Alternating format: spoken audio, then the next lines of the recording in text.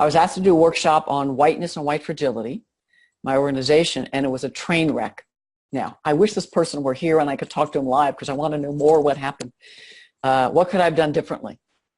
So what I wanted to, if I could talk to this person, I might ask them what they did. And most likely, when I hear these stories, and I hear them more often than not, that folks came in to do work on white, and the energy was, this is what whiteness is, this is what racism is, and we're not doing enough.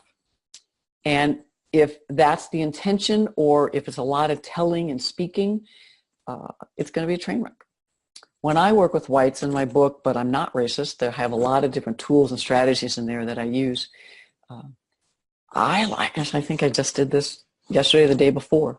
I have them come in and talk about their passion for creating an inclusive organization, particularly if we're talking about race, that folks of color succeed and thrive to the same, if not more, than whites, right?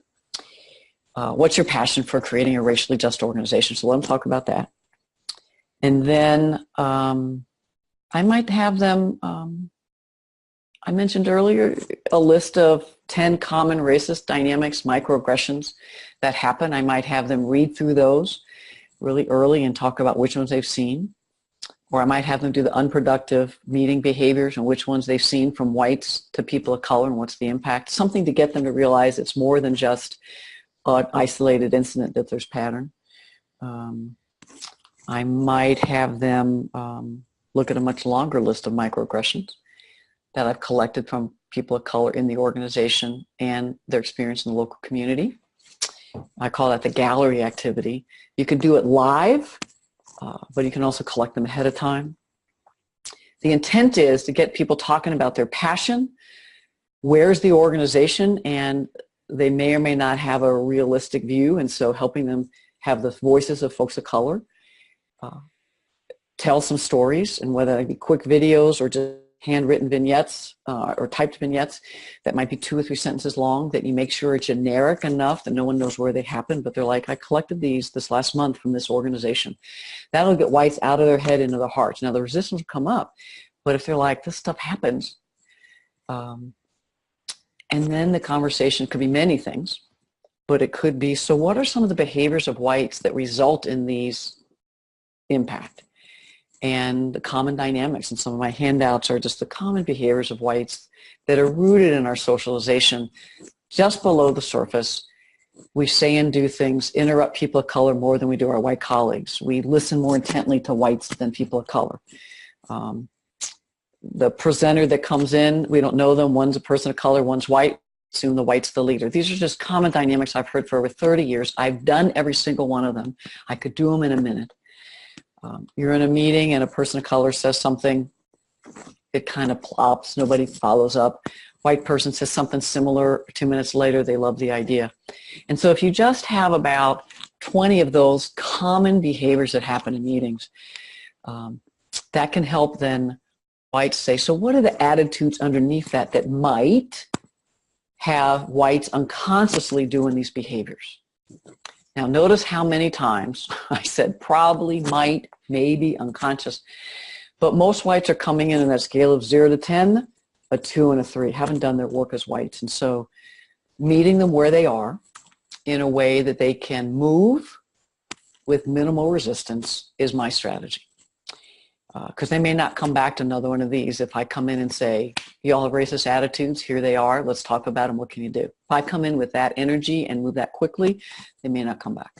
I was just working with a group that I thought I could move faster with this week, and I realized they're in organizations where folks are actively racist and no one's going to them.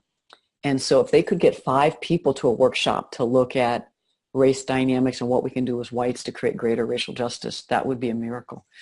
And so they were very early themselves, so I just slowed down and we talked much more about socialization. I left them alone for maybe 10 minutes to talk about their socialization, and I talked about mine. And again, no blame, no shame, but tell the truth.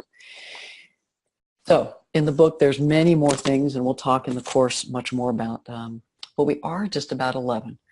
And so in summary, whether you're working with a workshop around whiteness or any kind of workshop, the needs assessment to find out How willing are they? Is it mandatory? Do they want to be there? And how ready are they emotionally?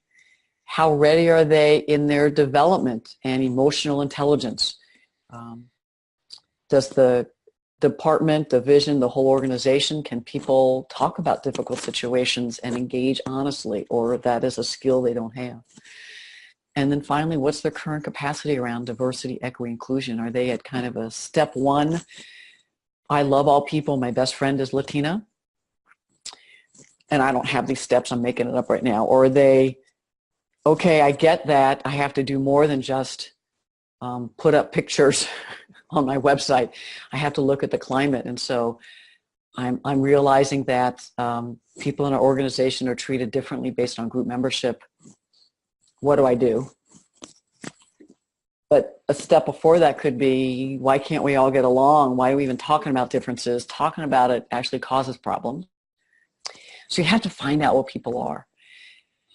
And if you can't do that, then design it in a way that people that are moderately developed can be in small groups and help, and people that are early in their development won't feel shame, blame, and guilt too much